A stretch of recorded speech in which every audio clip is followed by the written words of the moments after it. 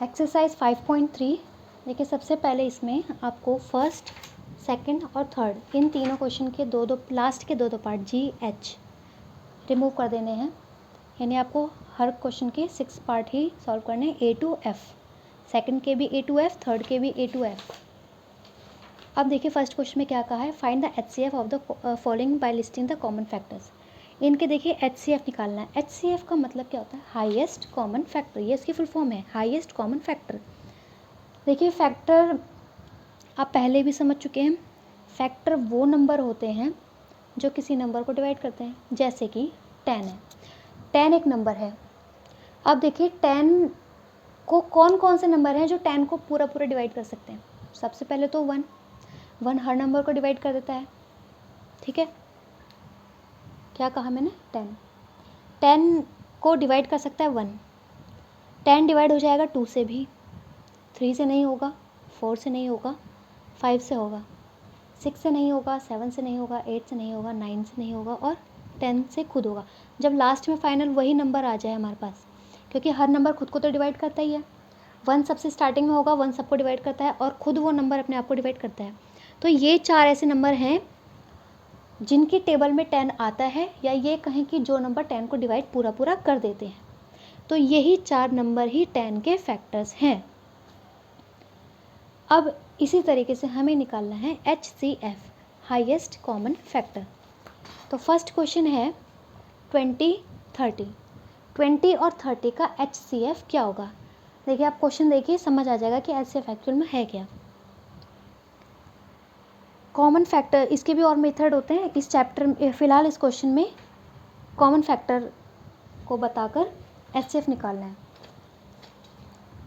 तो देखिए 20 किस किस टेबल में आता है, जैसे मैंने अभी आपको 10 का बताया बिल्कुल वैसे ही। सबसे पहले तो 1 की टेबल में सभी नंबर आते हैं। 1 की टेबल में 20 कितने टाइम्स में आएगा, 20 टाइम्स में आएगा। 1 20 ज़ा 20, 1 20 ज़ा 20, कंप्लीट हो गया। अब देखिए उसके बाद कि 20 और किसके टेबल में आता है, और आपको लाइन वाइज ही देखना है। ये नहीं कि आपने पहले 1 से देखा, फिर 10 से देखा, फिर 5 से, फिर 20 से, इस तरीके से नहीं करना, बिल्कुल गलत हो जाएगा। बिल्कुल असेंडिंग ऑर्डर में चलना है। 1 से देखा, 1 के बाद हमें पता है 2 के टेबल में 20 आता है, 2 10 ज़ा 20। 3 के टेबल में नहीं आता है, 4 के में आता है, 4 5 ज़ा 20। 4 के बाद 5 के टेबल में भी आता है, 5 4 ज़ा 20। अब देखिए यहीं पे रुक जाना है, इससे आगे बढ़ने की ज़रूरत नहीं है। इससे आगे और भी टेबल में आता है, लेकिन हमारा काम इतने में बन जाएगा। क्योंकि हमने क्या देखा कि 4 5 ज़ा 20 और 5 4 ज़ा 20 सेम है, यानी हमें इस x के फॉर्म में सेम नंबर मिल गए। 4 5 ज़ा 5 4 ज़ा सेम मिल गए। यहीं पे रुक जाना है, चाहे तो यहाँ पे रुक सकते हैं।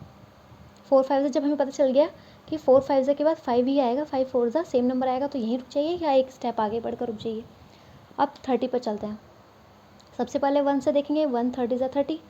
2 के टेबल में भी 30 आता है, क्योंकि 30 एक इवन नंबर है। मैंने अभी आपको इस पहले एक्सरसाइज में आप देख चुके हैं कि कोई नंबर 2 से डिवाइड हो रहा है या नहीं। तो जिसके लास्ट में यहाँ 0 है तो 2 से डिवाइड हो गई, 15 ज़ा पर होगा, 2 15 ज़ा 30 डिवाइड करके आप देख सकते हैं।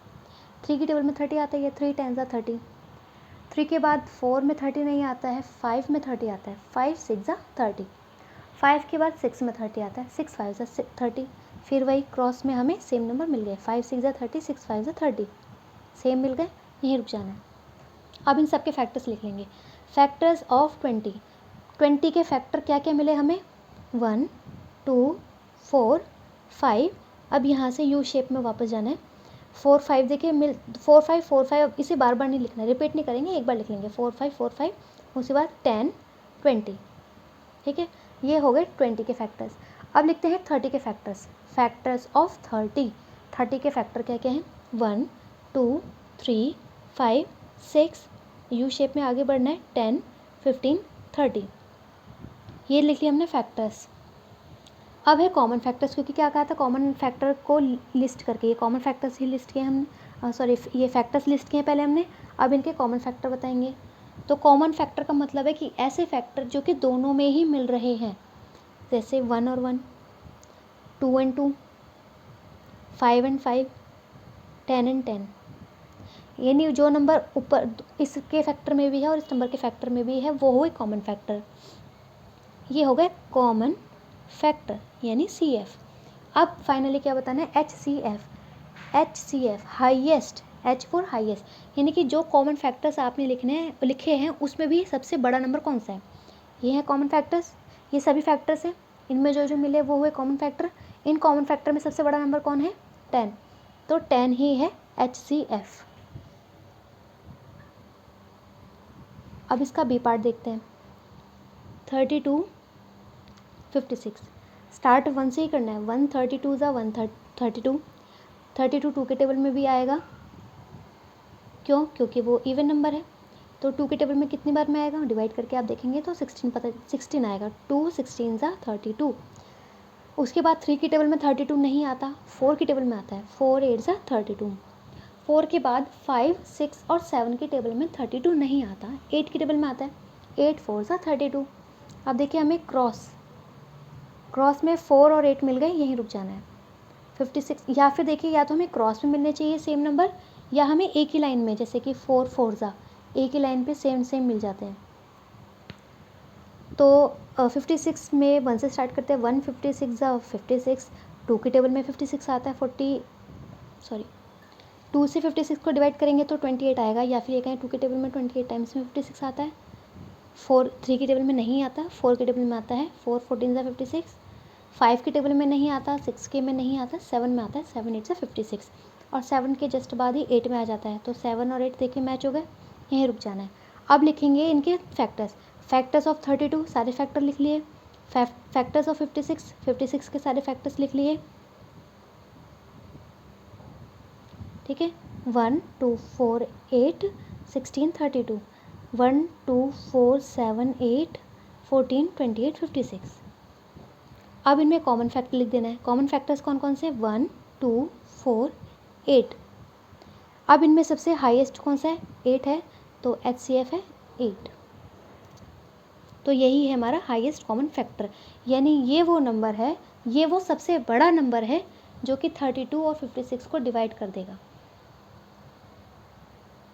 क्वेश्चन नंबर 2 में HCF निकालना है, लेकिन इस पर प्राइम फैक्टराइजेशन मेथड से। प्राइम फैक्टराइजेशन मेथड में देखिए कैसे करते हैं। प्राइम फैक्टराइजेशन मेथड इससे पहले एक्सरसाइज में आपने किया हुआ है, 12 का प्राइम फैक्टराइजेशन करेंगे और 30 का प्राइम फैक्टराइजेशन करेंगे, बिल्कुल इस मेथड से जो आप पहले सीख चुके हैं। तो 12 का क्या होगा, 2 6 ज़ा 12, और 6 2 से डिवाइड हो जाता है, 2 3 ज़ा 6, और 3 3 से डिवाइड होगा, 3 1 ज़ा 3। तो प्राइम फैक्टराइजेशन का मतलब ये होता है कि प्राइम नंबर से ही आपको डिवाइड करना है, कंपोजिट नंबर नहीं ले सकते हैं। इसी तरीके से 30 का किया हमने सॉल्व, ठीक है। अब 12 के जो भी फैक्टर हैं 2 2 3 लिख दिया हमने मल्टीप्लाई में, 30 के जो भी फैक्टर है वो लिख दिया, 2 3 5 इनको लिख दिया। अब क्या करना है, HCF निकालना है। अब HCF के लिए देखते क्या करते हैं, जो नंबर कॉमन है, यानी कि जो नंबर जो फैक्टर दोनों में मैच हो रहे हैं उन्हें लिख लेंगे। 2 से 2 मैच हुआ, मल्टीप्लाई 3 से 3 मैच हुआ, यानी इस लाइन में भी 3 है और इस लाइन में भी 3 है। ऐसा नहीं है कि बिल्कुल जस्ट ऊपर नीचे होना चाहिए, ऊपर और नीचे वाली दोनों लाइन में मैच होना चाहिए। तो 3 और 3 दोनों में मिल गया, तो 2 × 3 = 6, 2 3 ज़ा 6, तो 6 है HCF। ये है प्राइम फैक्टराइजेशन मेथड से HCF निकालना।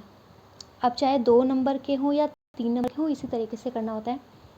90 है, 90 का प्राइम फैक्टराइजेशन कर दीजिए, 405 का कर दीजिए, ठीक है। 2 से 90 को डिवाइड करेंगे 45 आया, 45 को 3 से डिवाइड करेंगे 15 आया, 15 को 3 से डिवाइड करेंगे 5 आया, 5 को 5 से डिवाइड करेंगे 1 आ गया, कंप्लीट हो गया। इसी तरीके से 405 को पहले 3 से डिवाइड करेंगे, क्योंकि 2 से नहीं हो सकता। और आपने डिवीजन मेथड में देखा भी होगा कि बिना डिवाइड के कैसे पता करें कि किससे डिवाइड हो रहा है। तो देखिए 4 + 5 9 आया, यानी 3 से डिवाइड हो रहा है, तो 3 से डिवाइड कर दिया। इस नंबर को भी 3 से डिवाइड कर दिया, इसको भी 3 से डिवाइड कर दिया, 15 भी 3 से डिवाइड हो जाता है, 5 तो 5 से ही डिवाइड होगा। अब 90 के सारे फैक्टर लिख लिए, 405 के सारे फैक्टर लिख लिए। अब HCF के लिए क्या करना है, जो नंबर सब में मैच हो रहे हैं, देखिए 3 से 3 मैच हुआ, 3 से 3 मैच हुआ, 5 से 5 मैच हुआ, तो 3 3 5, 3 × 3 × 5, मल्टीप्लाई के आंसर आ गया 45। बाकी के सारे क्वेश्चन भी इसी तरीके से करने हैं। अब क्वेश्चन नंबर 3 में HCF निकालना है डिवीजन मेथड से, यानी इस चैप्टर में HCF निकालना बताया है 3 डिफरेंट मेथड से। पहले ही बताया था कॉमन फैक्टर्स की लिस्टिंग करके, कॉमन फैक्टर्स लिखने के बाद फिर HCF बताया। सेकंड में प्राइम फैक्टराइजेशन मेथड से, और थर्ड में डिवीजन मेथड से। डिवीजन मेथड का मतलब है कि डिवाइड ही करना है इसमें, डिवाइड करने का। लेकिन मेथड क्या है कि जो 2 नंबर आपको दिए हैं, जिन 2 नंबर का HCF निकालना है, उनमें छोटे नंबर से बड़े नंबर को आप डिवाइड कीजिए। तो 28 छोटा नंबर है, 35 बड़ा है, डिवाइड कर देंगे। 28 से 35 को जब आप डिवाइड करेंगे तो 1 पे जाएगा 28 1 ज़ा 28। अब माइनस करेंगे तो आंसर क्या आएगा 7। यहाँ पे ख़त्म नहीं करना है, यहाँ से नया क्वेश्चन बनाना। जो 7 रिमाइंडर हमारा बचा वहीं से नया क्वेश्चन बना दिया, ठीक है। वहीं से ये लाइन ड्रॉ की और नया क्वेश्चन बन गया। अब अंदर क्या लिखना है हमें, ये वाला डिवाइज़र, ठीक है। 28 अब हमने यहाँ डिविडेंड बना, इसे हमने डिविडेंड बना लिया। तो 7 से 28 पूरा पूरा डिवाइड हो गया, 7 4 ज़ा 28। तो फाइनल में जो नंबर पूरी तरीके से डिवाइड ख़त्म कर देता है वही नंबर HCF होता है। तो 7 से पूरी डिवाइड ख़त्म हो गई, तो HCF हमारा इन दोनों नंबर का 7 ही है।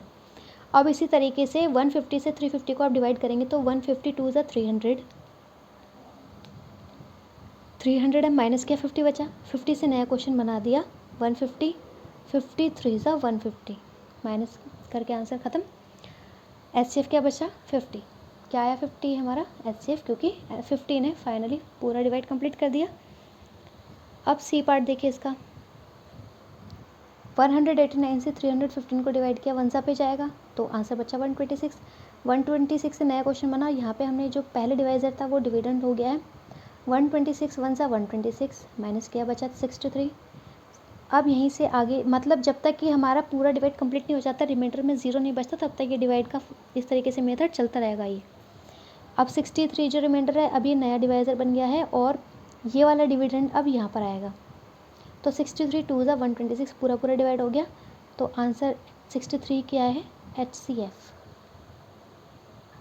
बाकी के सभी क्वेश्चन भी इसी तरीके से करने हैं।